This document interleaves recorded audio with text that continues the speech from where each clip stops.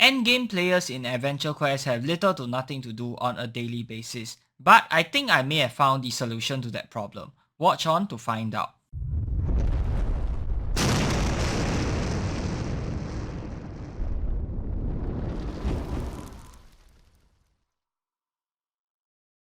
How's it going, guys? I'm your host Korriban Gaming. Welcome back to another very special Adventure Quest video, and in today's video we actually don't have any gameplay, but I wanted to use this video to sort of like make a suggestion on what the game can do better. Alright, so this was actually brought up by one of you guys. I think it was Doom and Shooter, if that's your name, so shout out to you for the video idea.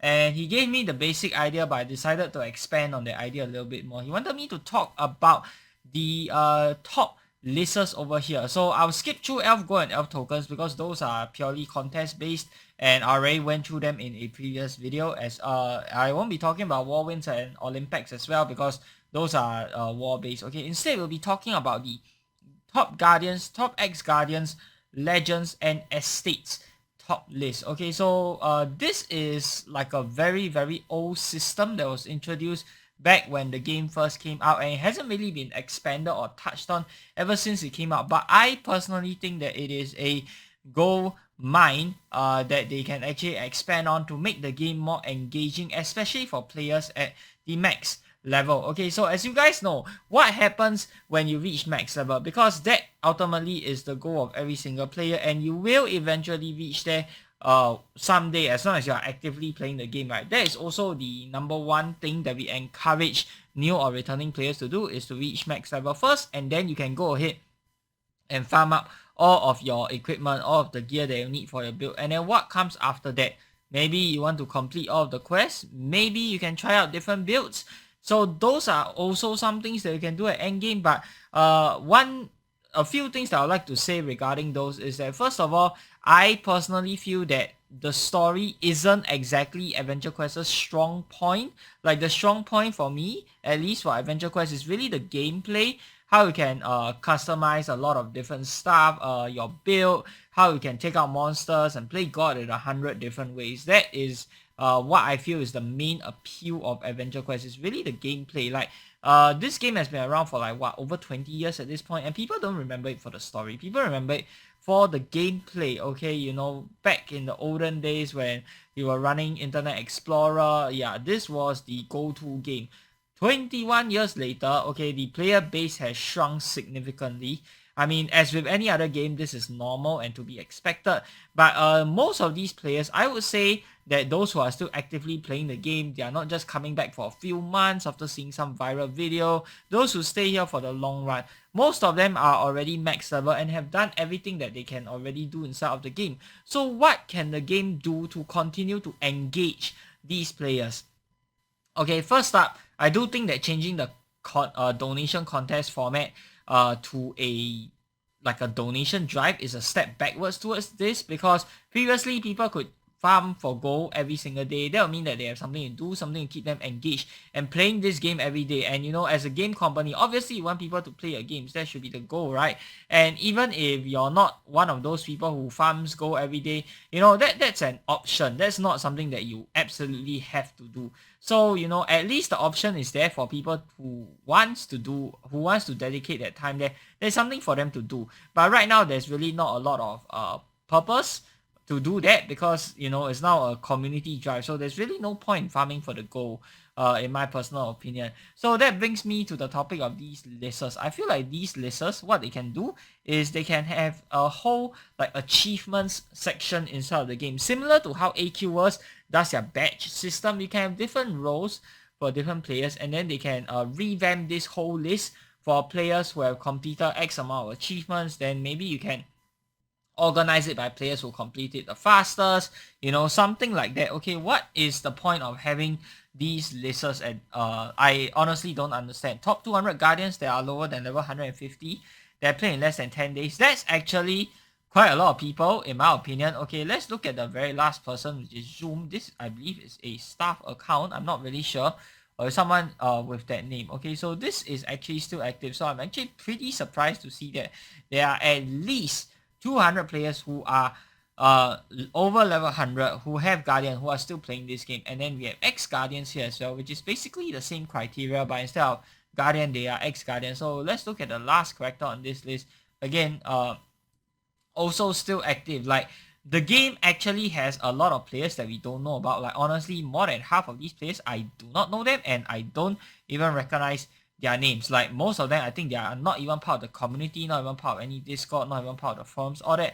That is perfectly fine. It's just that, you know, these players, they are going to reach max level one day. And what happens when they reach max level? Then they will ascend up to this legends list. So this is top 200 active, level 150 characters played in the last 10 days. So here we can see a lot more familiar names. Sometimes I'll see my names in there as well. I forgot how often the list updates, but yeah, these are the active max level players, and most of them, they have already done everything that they want to do inside the game. They have achieved the greatest goals, battled countless monsters, blah blah blah.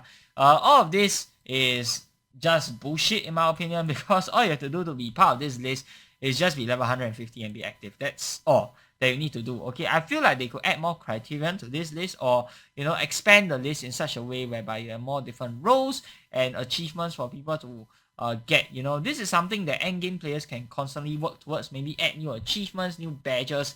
Maybe not every month, that might be a bit too much. Maybe every few months you can add a new badge, something like that.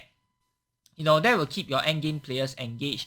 And I think that's very important for a game as old as Adventure Quest, when the bulk of your player base are at endgame or are very near to endgame. Okay, and then we also have the estates here, which I think is slightly better done, because here you can see the total levels on the estate, and then they actually organize it by the oldest character first. So these top few people, honestly, I don't know who is this guy, but look at his character from 2006. That's crazy. My name is here, but only just barely. Okay, mine was from 2007. Okay, so I think this is slightly better done, because players can go ahead and, you know, get more levels on their estate. Then they can see it as sort of like a leaderboard. So this, I think, is a bit more engaging in terms of gameplay wise. It's something for players to work towards. But on top of all that, you might say, okay, what are some suggestions that you have for badges or for achievements inside of the game? And to that, I am going to talk about the roles that I have in my server. Okay, so a lot of these roles, in fact, all of these roles are something that I came up with. No other AQ server, to my knowledge, has any of these roles yet. I sort of got the idea from looking at roles from the other AE games, from AQWers, from Dragon Favor, and how people make these roles. So actually I found out that nobody was doing it for Adventure Quest Classic, so I decided to make these roles when I first made my server, and of course I added on to the number of roles over the years as I got more suggestions from my community. And these are some of these roles, you can actually turn them into achievements inside of the game, and I don't know how difficult it is to code that, but it shouldn't be very difficult, honestly speaking. Right, look at these roles. Okay, very easy to get. You can have an account that's over how many years old to show off your seniority, and even better, the character page. Maybe you can make it such that, you know, okay, let's show off my character page over here. So my character page, you can add like the badges here, like what AQWers does. And badges are actually a very big thing inside AQWers. You might not think it is a big deal, okay, but because AQWers is mainly focused on cosmetics, people want to show off, you can go ahead and do that for Adventure Quest as well. And I'm sure a lot of people will be willing to dump money to get more badges. So that's another business idea for you, AQ. You can go ahead and implement this, you can make money off of this, and at the same time you can keep your endgame players engaged. So some ideas are, you can also have owning calendar items, winning donation contests, owning a house, owning house guards, house paintings, owning a certain amount of gold storage chests. Maybe that's also something that you can do. Maybe this one is maxing out your gold at 1.2 billion, which is pretty easy nowadays.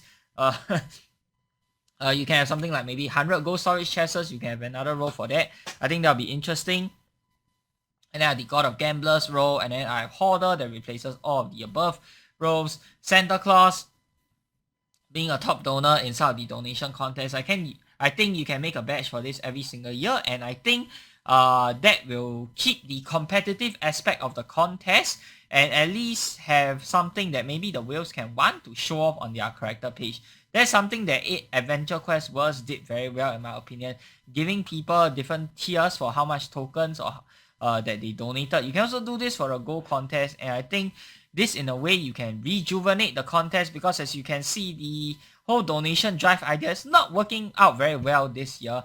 I mean, that is to be expected. Honestly, it's basically common sense, but I'm going to digress. I'll talk more about that in a separate video once the contest ends, okay? And then you can also have clan roles, you know.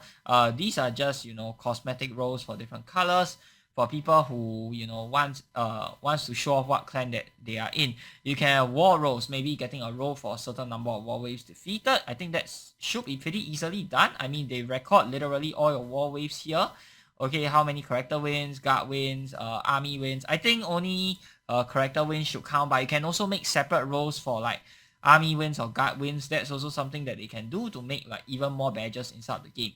And then you can have your challenge roles. I think these are the big ones, okay? You can even split up the different void bosses. Okay, I lumped them all into one category because it was too many for me to keep track. But you can have one badge per boss. Yeah, that's what you can do. You can go ahead. I mean, they technically already did that with titles, but titles you sort of need inventory space, which is, I would say, it's a smart way of making money and making people spend on the title slots, which I am guilty of. But you know, it's in a very inconspicuous place, and you can only show off one title at a time.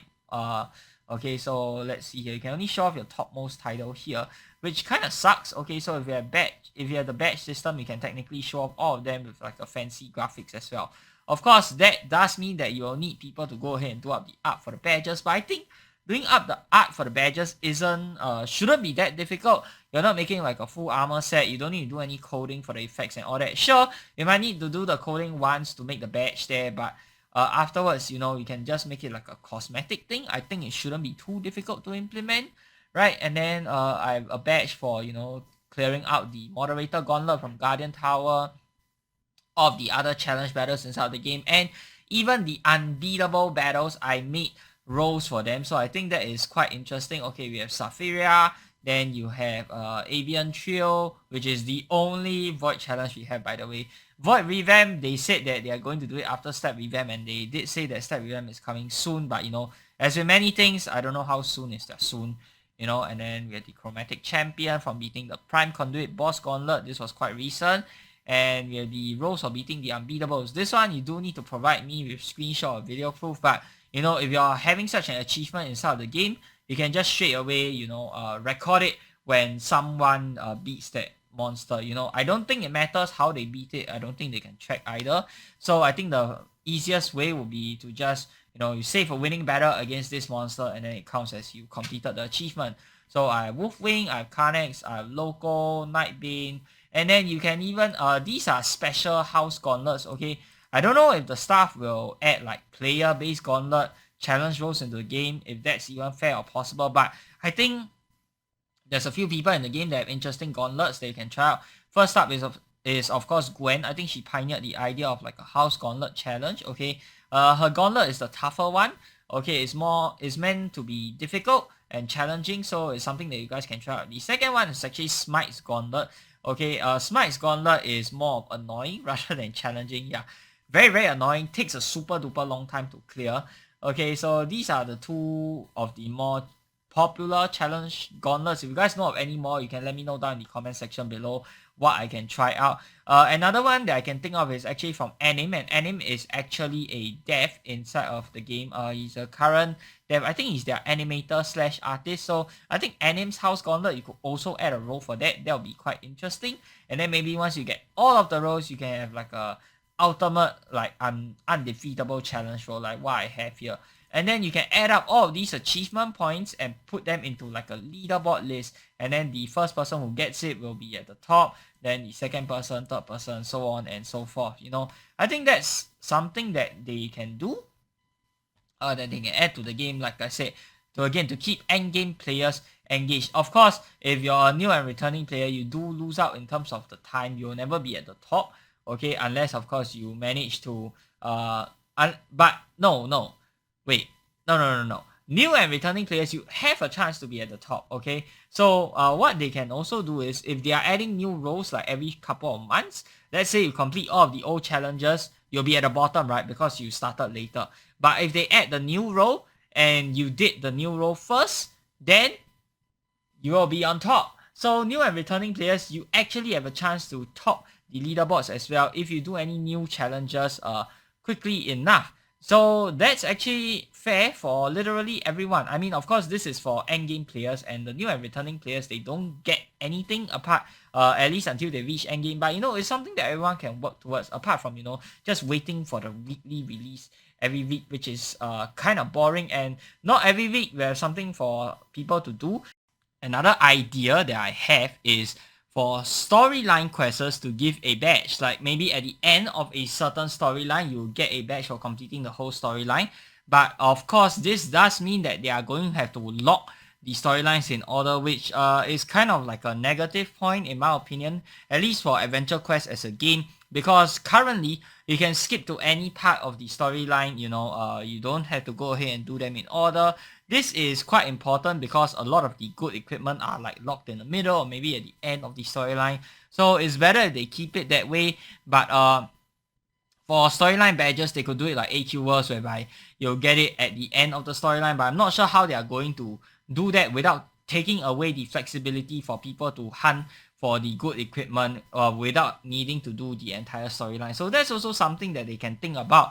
But personally, I feel that it will be better if they keep the storylines as the status quo, not needing to lock them out and having to do them one by one, because some of the good gear, you don't really want to play through the whole story just to farm for one gear, right? So yeah, that's also another idea that I have, okay, for the game, looking at how AQS does their badge system. Let me know what other ideas you guys can come up with for achievements, and let me know what you guys think of this suggestion as well. Do you think it's good? Do you think it's bad? I mean, it's something that the staff can do for the lighter release weeks. I don't think this requires a lot of work, as long as you lay down the groundwork first. That's the majority of the work, and then afterwards, it's just coming up with a badge art and coding the requirement into the game, which I don't think takes a long time. So yeah, let me know what you guys think of the idea. Hope you guys have enjoyed the video. If you guys want to see more videos like this, or you have any suggestions on what other ideas you think can be put forth into the game, let me know down in the comment section below as well. If you guys like this video, be sure to give it a thumbs up, and of course subscribe to this channel if you guys would like to see more such future content. Till the next time, I'm your host Korban Gaming. Peace out.